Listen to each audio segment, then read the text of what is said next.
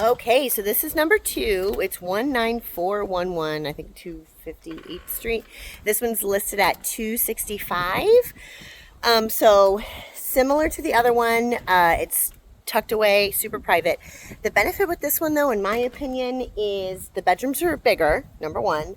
Number two, the road, like the access road coming in, is much easier to navigate. On the other one, it's that sugar sand, and when it rains, people are going to get stuck.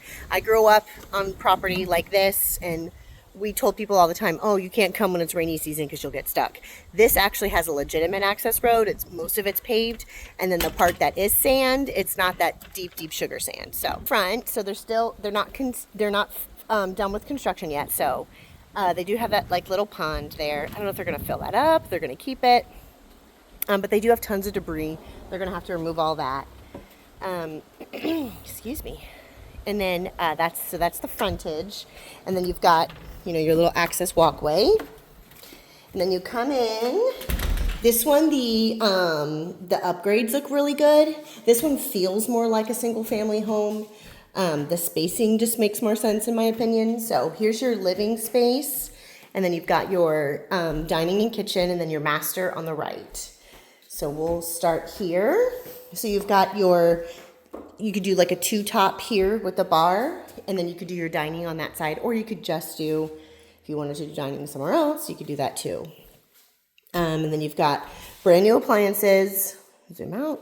And then this one does have a microwave. The other one did not. And then they've got a pretty backsplash, double sink, and that's actually tile. Yeah, The other one I think was linoleum. So this is nice. It's got this deep sink here, and then it overlooks the backyard. The backyard isn't quite as big, but I mean, really, what do you need a giant unless you're going to build a pool? So, and then this is utility. It doesn't have a washer and a dryer, but it does have the washer and dryer hookup.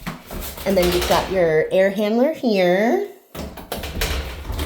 And then you've got a pantry back here. So the other one didn't have a pantry.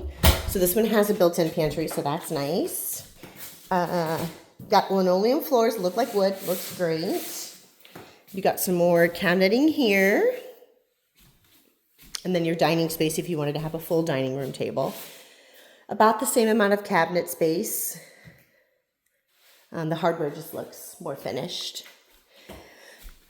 Excuse me. Okay, so this one, here is your guest bath. You've got double sink, and then you've got your insert soak tub and shower, and then your toilet here, linen closet here, and then there's an additional linen closet there. And then here's guest bedroom number one, bigger bedroom because they didn't try to squeeze 4, they only squeezed 3 in. So you could do a queen in here if you wanted to, but probably wouldn't need to. And then standard closet size. And then you've got your second room here. This one feels a little bit bigger. Or maybe not, it's just kind of oriented a little bit. There is like kind of like some, like a random space there, but you could easily do twin beds, full, or turn this into an office. And then standard closet. There's no power on yet.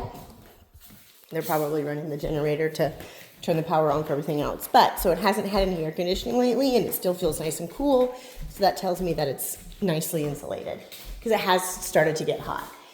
This is a good size master, for sure. You could easily do any type of furniture in here that you want. The bathroom in here, I feel like it's got a wow factor. That tub is the bomb. And then the shiplap is really pretty. It's a super nice touch. Again, this doesn't feel like it's mobile home. It feels more single family. Not that that is super important, but the finishes look great. And then the shower, is this really tile? So it's not tile, it's like a plastic tile, but it looks really good. So it doesn't look like it's a big insert, even though it is, like it's pretty awesome. And then a good sized closet. So in my opinion, this one, even though the backyard isn't quite as big, this one probably will hold more value because the access street's so much easier.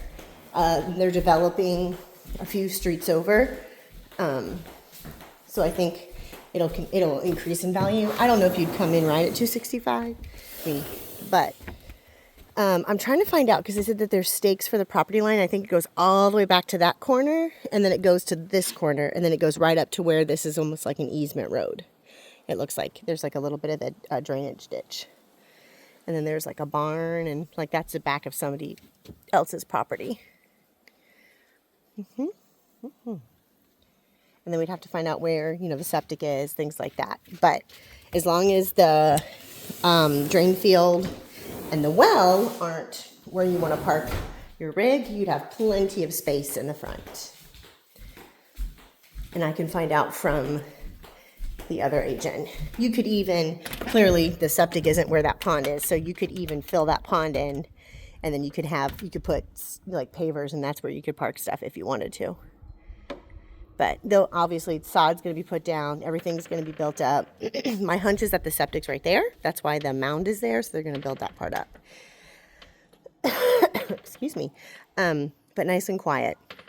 Cool spot. But again, town is like 25 minutes away. I'm finding out where the nearest school is. They do have school buses because I was behind one, but I don't know where the nearest school is. So you'd probably want to have little one take the bus. Closest gas station is like 15 miles, so it takes about 20 minutes to get there. So, but really, I mean, if that's your jam, then that's your jam. And then it really is cute. And it's big enough to where eventually if you decided you wanted to build a brick and mortar home, you would have, as long as it doesn't come out to where the septic is. But you could easily do that.